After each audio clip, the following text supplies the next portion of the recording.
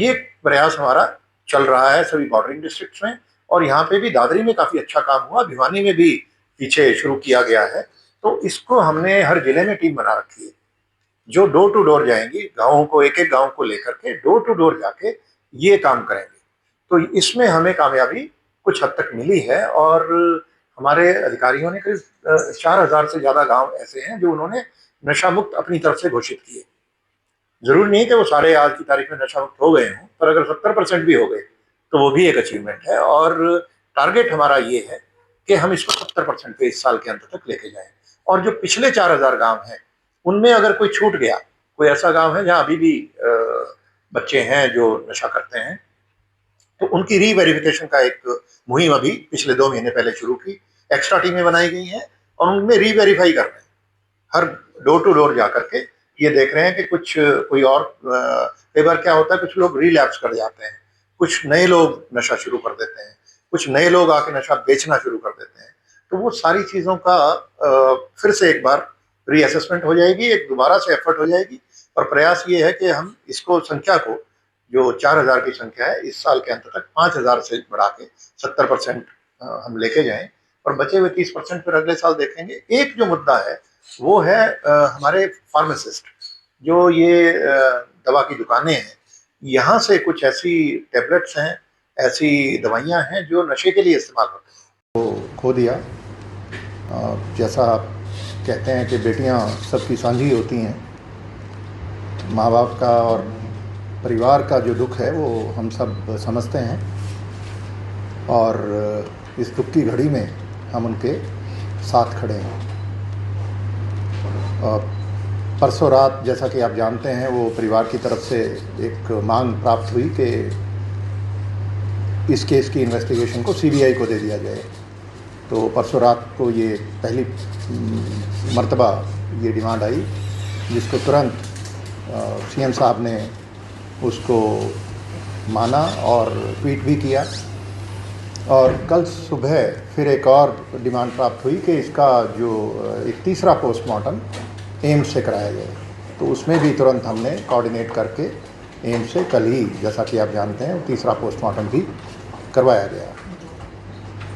और इस केस के बारे में आपको पता है कि जो पहला पोस्टमार्टम है वो भिवानी में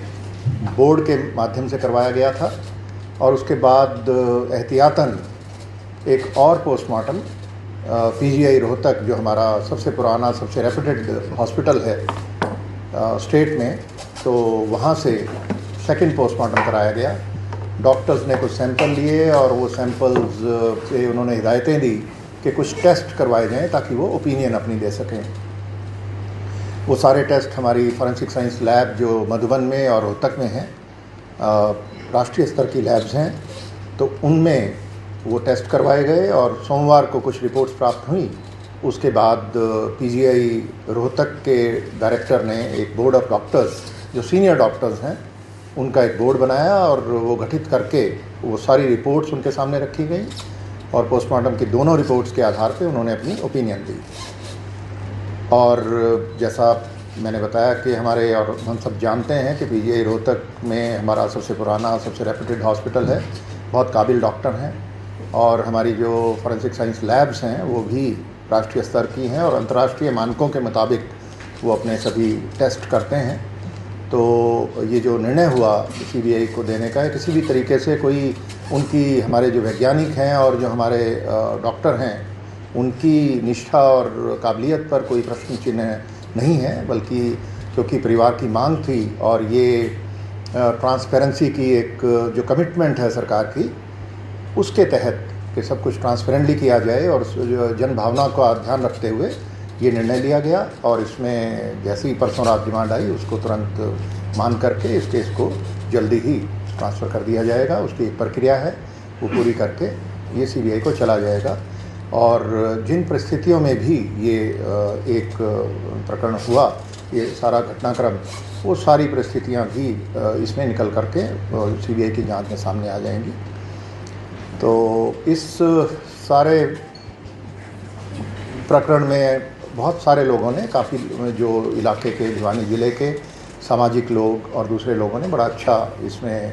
एक रोल अदा किया। उन्होंने समझदारी से काम लेते हुए जब एक स्टेज आई जब वो मॉब था जो लीडरलेस हो गया, कोई नेता नहीं था, तो उस वक्त काफ़ी लोगों ने अच्छा एक रोल प्ले किया, तो उन सबका धन्यवाद। लेकिन कुछ ऐसे लोग भी थे जिन्होंने आपने देखा कि भ्रामक और एक तथ्यात्मक रूप से गलत प्रचार भी करके गैर जिम्मेदाराना एक माहौल बनाने का प्रयास किया, अराजकता का एक माहौल बनाने का प्रयास किया, कुछ सुर्खियां बटोरने के लिए कुछ शरारती तत्व, वो भी ऐसे लोग बीच में, ऐसे जब आंदोलन होते हैं आप जानते हैं कि वो आ जाते हैं, तो ऐसे लोगों के खिलाफ भी कुछ कार्रवाई की गई है। और मैंने कहा है अपने अधिकारियों को कि और ऐसे लोग जो भी हैं उनको चिन्हित करें, और ये इस तरीके के लोग पूरी व्यवस्था पर एक प्रश्न चिन्ह लगाने का प्रयास करते हैं सूचना बटोरने के लिए, और एक अपने पॉपुलिज्म की वजह से,